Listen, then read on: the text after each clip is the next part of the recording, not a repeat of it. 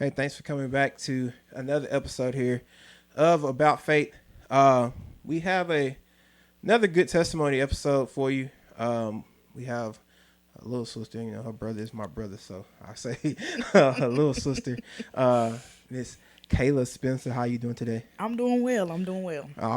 I promise, I always mess up your name. I'll be like Kayla, Keisha, Kayla, Keisha. I always My whole life, I've been called the redhead. My whole life. I always just because I know both of y'all, so I always flip flop it and mix it up. But it's not on purpose. It's just, you know what I mean? Yeah. Especially when I'm getting older now, my brain be like, you know what I'm talking, Spencer. Yeah. That one. But how are you doing? I'm doing well. Happy to be here. I'm glad that you decided to come by and share your testimony with us. I'm sure you have some great things to say, and I'm sure people will be blessed by it. To hear your testimony. I'm blessed by every testimony I hear because that's how you grow in faith. You know what I mean? I'm sure even people that are not saved, it's good for them to hear how God changed people, and then us that are saved, when you tell us about things you've been through, how God delivered, that's strength that's strength as well. Most definitely. You know what I mean? And then even being saved, when I hear people how God delivered them, it just gives me more confidence in my God of what He's able to do, for me in my life. So I'm sure it'll be a blessing to a lot of people. Once they're able to hear, listen to this episode. And, but, tell us a little bit about yourself. Where are you from? How did you grow up? I'm sure people want to know all that. I'm born and raised in Dallas. Absolutely love Dallas. This is home. Yeah. Grew up 2-parent household. Everything was good for the most part. Had ups and downs, but I made it through. Yeah. So grateful. Yeah. So you said 2-parent household. Well, y'all are your parents from Dallas? Did y'all go to church? What was that like? My mom is from East Texas. Okay. My dad is the one that's from Dallas. Okay. And my mom, she moved to Dallas, of course, when they got married.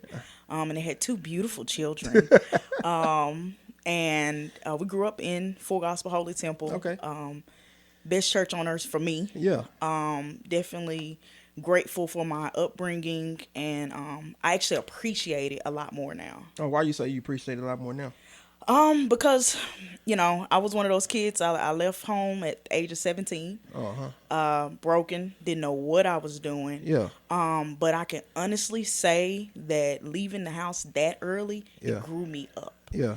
And it helped me to see that the world was not what I thought it was. Mm-hmm. People really don't love you, you know. Yeah. Everything that I went through while I was in the world, everything. It really helped me to appreciate my upbringing and the discipline and the attributes that my parents instilled in me at a young age. It really helped me. And my dad and my mom, they always told me in life, you always have a choice and do your best in every single thing that you do. Yeah.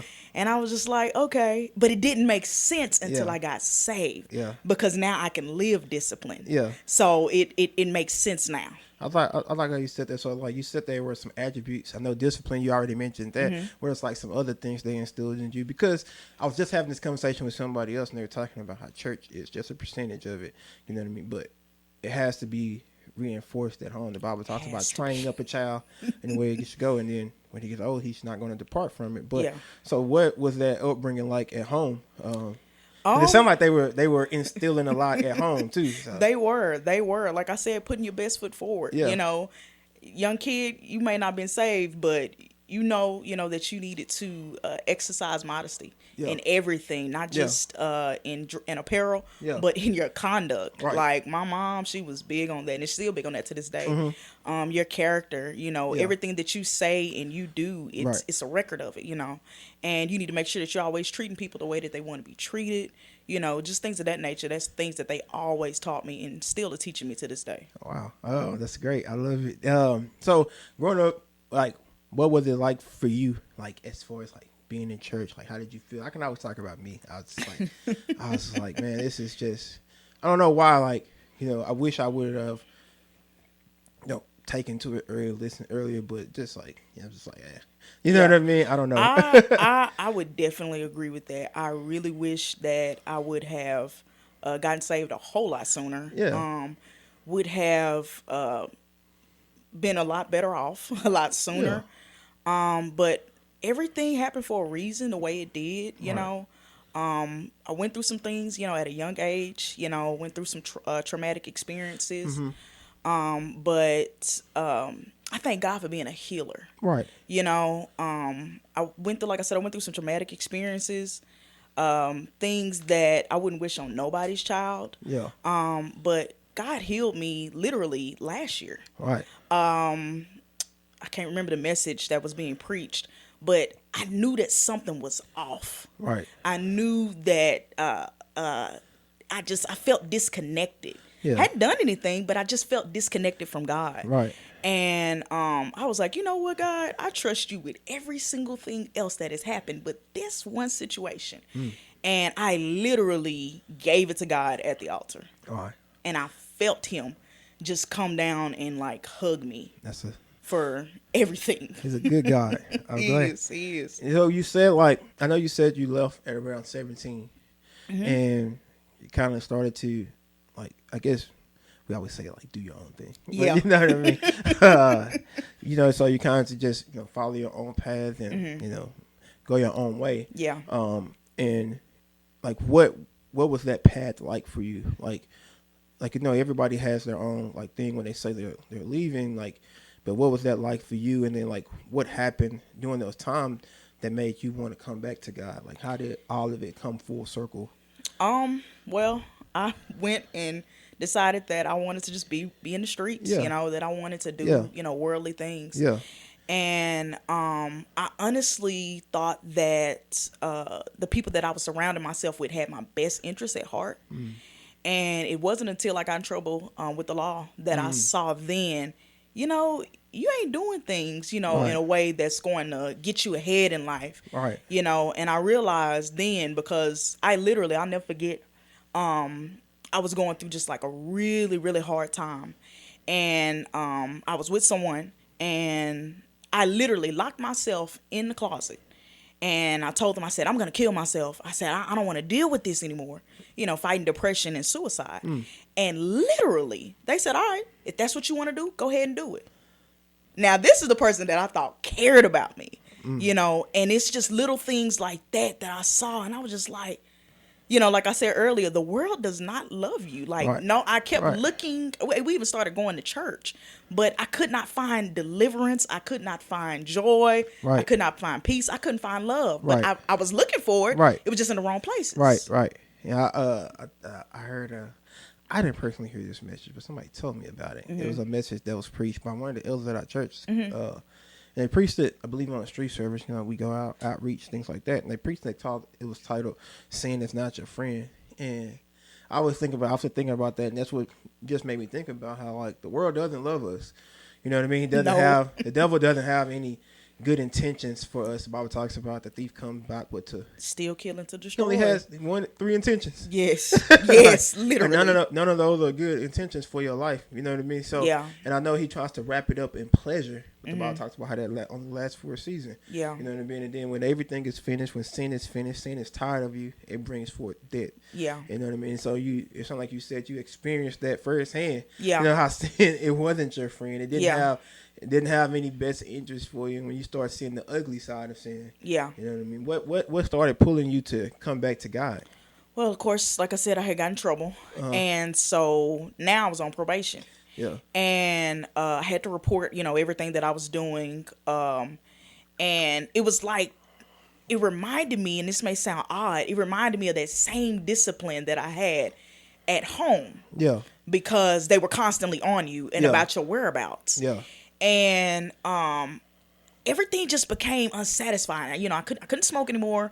I was drinking a little bit here and there, but it wasn't satisfying. Because Right. it's like, okay, you done took away everything that I was indulged in because now I got to report it, you know? Yeah. And when it started becoming unsatisfying, I really started to look at things from a different perspective. Yeah. And of course, God just kept dealing with me, but I was trying to drown him out. Yeah. I was like, I want that Jesus stuff. Yeah. I know what it's about. I knew scriptures more than any of my friends. Right.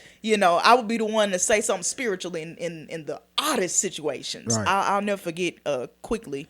My brother, he called me and told me when the late apostle had died, and I was like, sitting there literally smoking, and I was like, I think Jesus gonna come back for real now because he's dead. And the person looked at me and they was like, yeah, you want to go to church or something? Like, what's going on? But that was my mind frame. Like, Yeah. you're loved, but it's by God. Right. You can be changed. You can have a better life, but you need God to put the puzzles back together. Yeah, and right. the pieces of your puzzle back together. And I didn't see that. Yeah. But that was him drawing me back. And literally, I started having dreams of going to hell. Literally, I saw myself falling into just the depths of just unimaginable flames. Yeah. And I was just like, I don't want this though.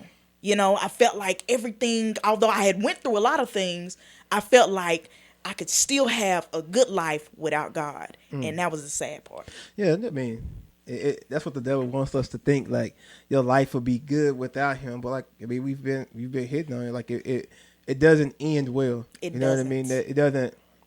You can, and then you can have a good life. You know what I mean? But I can have an abundant life Right. with God. Right? Right. You know what I mean? I Right. can have, you know what I mean? So I can have way more. And also I can have a easy life. He said you have to be yoked up to anything. He said, but my Right. burden is easy and my yoke is light. So I can have a way better life Yeah. when I come to God. So what finally did it, and you was just like, I have to go give my life to God today. It was a series of events, to be honest. I don't even remember every single thing that happened, but I can honestly say after that dream, I kept having that same dream repeatedly. And so it got to the point where I woke up and I just started just bawling. And I'm not an emotional person. Like, I don't cry. Like, that's not me. I'm not a crier. It take God to make me cry. Yeah. And I'm just waking up crying. And the person that I was living with, they was like, so what's wrong with you? You need to tell me what's going on. And I'm like, you're probably not going to understand. But since you want to know, yeah, God's telling me to leave you.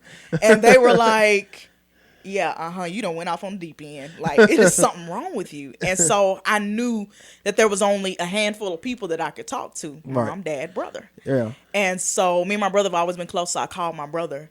And he just began to tell me, like, it's time. You need to get it together. You need to make a decision. God's not going to stop dealing with you until you realize that you need him in your life more than you need anybody else. Right. And that, I believe that was either on like a Sunday or a Monday. That Tuesday I went to church and Apostle preached loving holiness. Okay, you remember the message. Hey, it had absolutely nothing to do. He was just talking about loving the Lord and loving, the life you live. And I was like, make the altar call. Please hurry up. I'm tired of having this dream. And I went down to the altar and I got saved and I got filled with the Holy Ghost that night. I thought I could not be saved because of everything that transpired, but God saved me that night, and I have not been the same since. That's a little bit, especially, I mean, to hear that, you say you thought you couldn't be saved. Look at God showing you his love and showing you how much you care, because it might be some people out there that feel the same way. They feel like they've done too much. Yeah. You know what I mean? And that's what the devil wants you to think. He wants you to Yeah. feel like you've done too much. And somebody, you may have that one person, they be like, and I guess it's what I'm saying, you can always come back home. You know what I mean? You can always come back to God. That's what he's doing. He's pulling at you, but the devil wants you to feel like, hey, you've done too much. He doesn't care. He doesn't want you back. But look, I like that little part at the end. I mean, because that's a reality for a lot of people. Yes. They just feel like they've done too much and nobody cares. But they need to understand, if nobody cares, God still cares. Exactly. Because so he's the one that matters the most. Yeah. And I know you said you got filled with the Holy Ghost. I was asking you this. You know what I'm about to say? What does it look? Did I feel new? Did I look new? Did my hands look? Did what? Did all that? Did that happen for you? Because yes, I actually did have that experience. Okay. Believe it or not, I actually did. I not only did I feel new, but I felt like I actually felt the love of God that night. I felt it. Like, people tell you Jesus love you. Right. I'll never forget, I even ran into one of our street services one time. I think I ran into BJ. And he was like, hey, sis. Ran into the late Elder Michael T. And he said, hey, girl, And I felt their love, but it was nothing like the love that I felt that night. When I say I came out the prayer room and my eyes, everything looked brighter. I mean, everything looked brighter. Had on my little dress, you couldn't tell me nothing.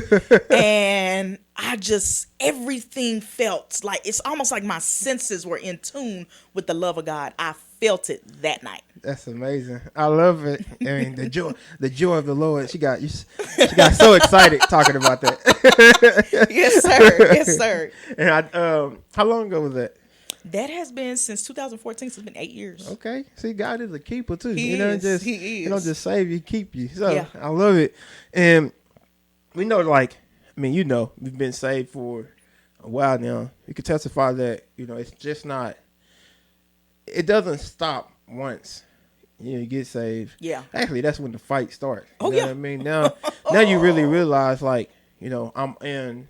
It's a warfare going on. Yeah. You know what I mean? It's a battle each day, and a lot of times, even for me, when I say, like, I wish I would have gotten saved sooner, because those are less things the devil can tempt me with. Exactly. Exactly. You know what I mean? For real. You know what I mean? And not only that, but I know there's going to be trials that I have to go through. Yeah. Just because I'm on the Lord's side. Yeah. And I have a desire to go higher and Yeah. deeper in God.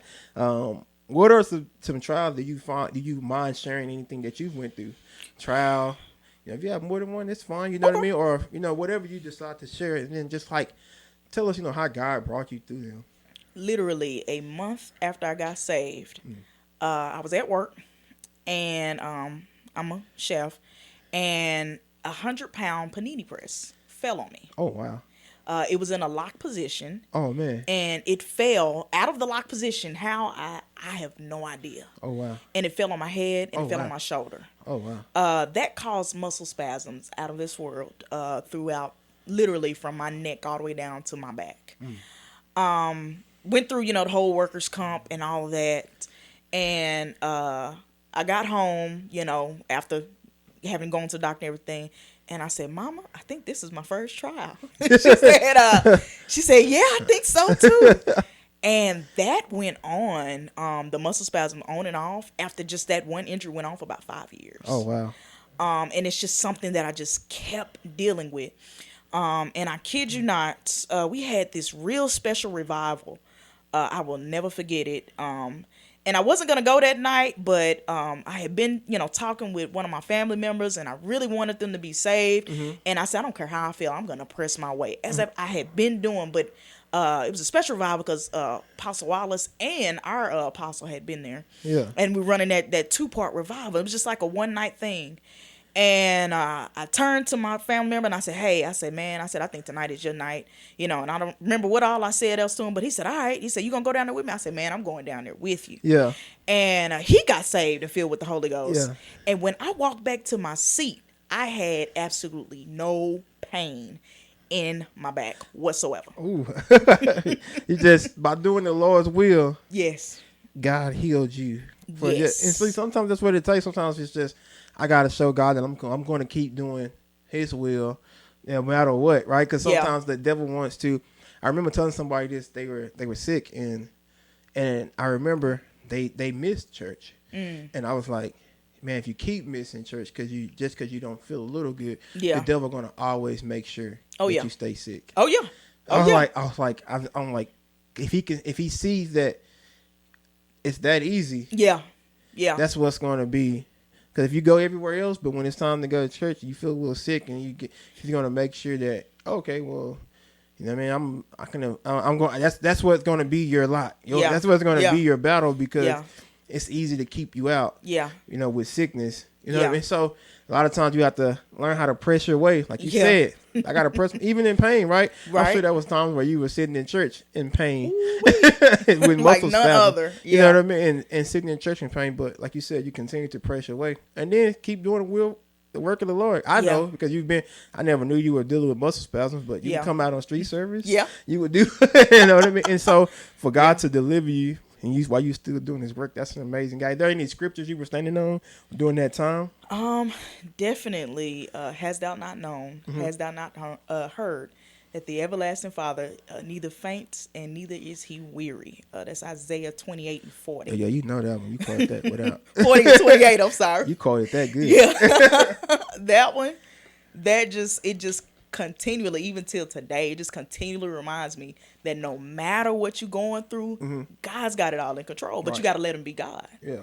Gotta let him be God. Gotta let him be God. And that's what keeps me going. Yeah. That's what keeps me going. I always ask people this too, like, we like our songs. I stand on the word of God, but some songs kind of massage you sometimes. They But do. any songs you would. Oh yeah. I like the older gospel. I do. I love the Winans, Yeah. Trust in God, Count It All Joy. Yeah. I love Walter Hawkins. He's that kind of friend. Yeah. Oh yeah. Like All of the that stuff that you continue to stand on. Yeah. I know you said you've been saved for 8 years, and along the way God does place people in our lives. They need like spiritual like mentors or heroes that's been in your life. Even just been there to encourage you or what they've taught you along the way. Yeah. I've actually been blessed to have quite a few because of working with some of the older mothers in the church. Definitely my parents. They have been there and have taught me.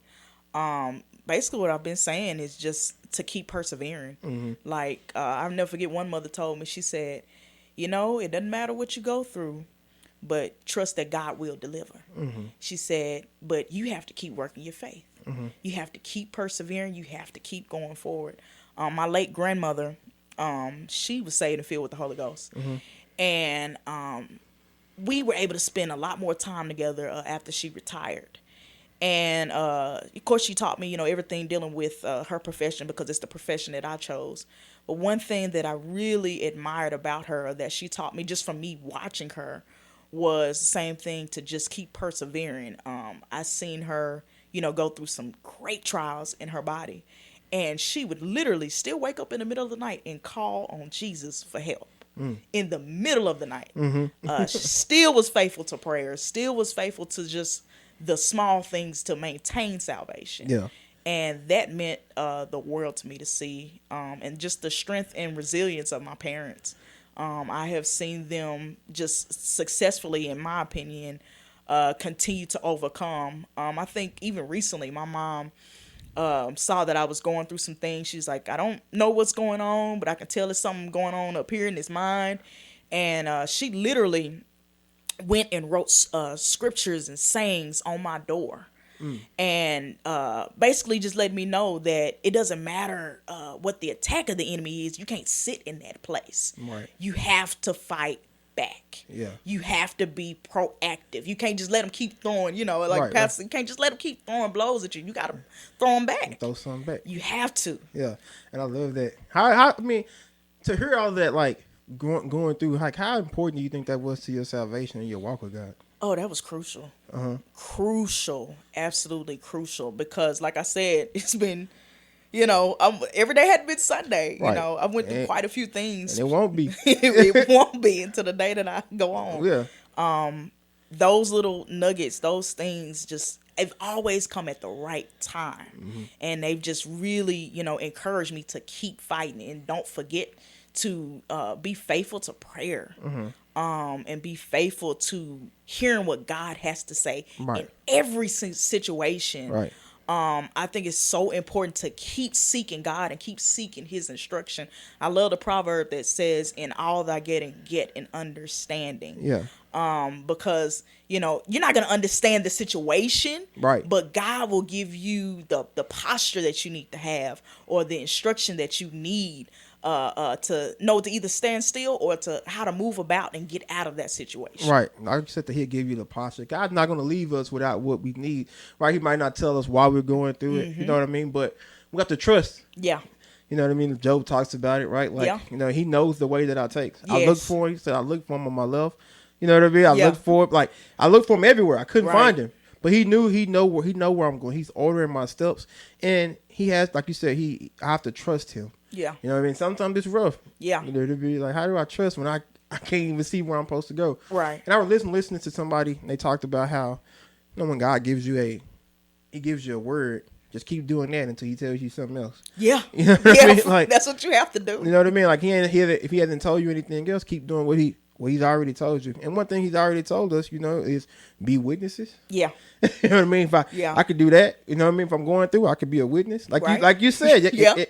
You being a witness brought about healing. And people Yeah. don't look at they may not look at it like that. At all. Like, you know what I mean? But he's already commanded us, Yeah. given us command for a lot. And you said be faithful to prayer. Yeah. You know what I mean? Like it's the you know what I mean? lifeline. It's a lot. It's everything that you've already told. He's already told us to do. We can keep doing those things.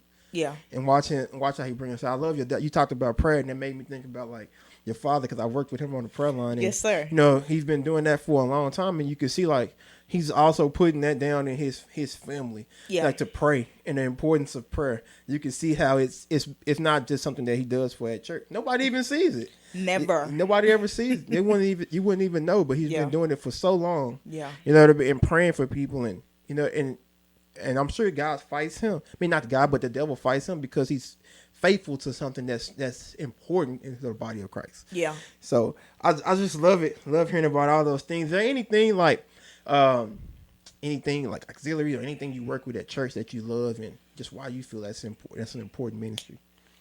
Like I said, I work with homeless ministry. Mm-hmm. I work with Meals on Wheels. I work in Soul Harvest. Work with a sanitation team. Oh wow. And work in the choir whenever we reconvene. Make a joyful noise to the Lord. You want to sing a solo? No, thank you. Abide in your own company. But I definitely love doing the homeless ministry. Mm-hmm.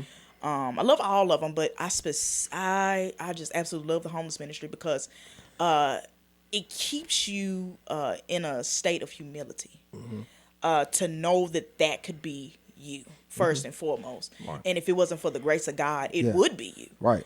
And to see the smiles and the genuine happiness that radiates just from giving them a hot meal or just for treating them as a person, as a child of God, it is absolutely humbling. Absolutely love going and doing street service because you get to meet so many people. You get to actually see what is manifesting in the world, what people are bound to, and okay, this is what I need to be praying for. Right. This is what I need to be sharp on how to witness, Right. And so it's just, it's a blessing. It's a blessing. Street, like going out. I know most people call it like outreach, but street service is like, and witnessing is one of my favorite things. Just because, like, and for the same reasons, right? Like, you get to see different types of people. You get to see what people are dealing with, and as you talk to people, you get to understand like what the devil is have people minds bound by in this season, and it makes you go study, makes you go pray. You get to pray for. Like, hey, I need to have something to say for this. Like, God, what is going on? So I love it, and I love to see when people come and give their life to God and see people not care about like the crowd. They're on the street, and giving their life to God. So, before we get out of here, is there anything you would like to leave to the listeners, and just why? What I've been saying the whole time, no matter how broken or how beat up or how hurtful your past was, trust God to heal you. Trust God to make you whole. If you trust Him with every other situation, but it's something that you steady holding on to, you're not letting Him be God in your life. And that's a hard one to learn, but I'm telling you, when you allow God to be God in your life, He will heal you and He will make you whole. Yeah, I love it. This has been a great episode. I love the fact that you were able to stop by and just kind of share our testimony with us. And until next time, we're going to go ahead and roll the outro.